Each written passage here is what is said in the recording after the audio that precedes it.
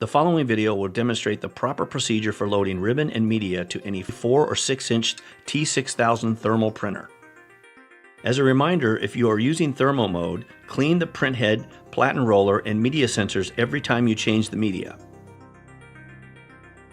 First, open the media cover. Notice that there is a large label on the inside of the cover with color illustration showing the ribbon path in blue and the media path in red. This illustration also shows the label liner path to the rewinder when a peel-off option is installed. Next, open the pivoting deck by rotating the deck lock lever fully clockwise until the deck swings upward.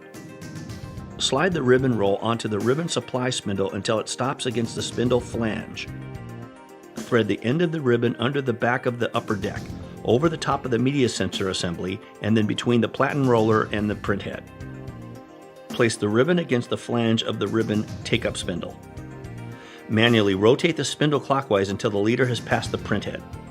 Continue to rotate the take-up reel a few times until the ribbon tightens without slipping.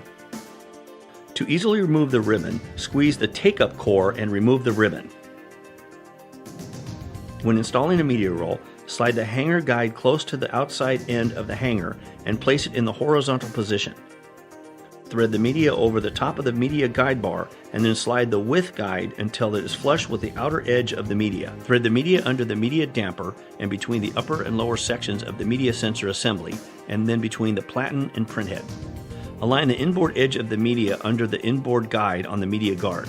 Then slide the right outboard guide on the media guard over the outer edge of the installed media.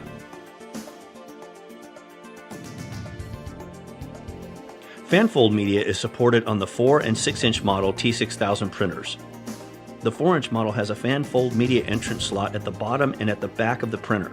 The 6-inch model has one fanfold entrance slot at the back. In all T6000 models, the fanfold media can then be routed through the printer following the same procedures as the roll media described above.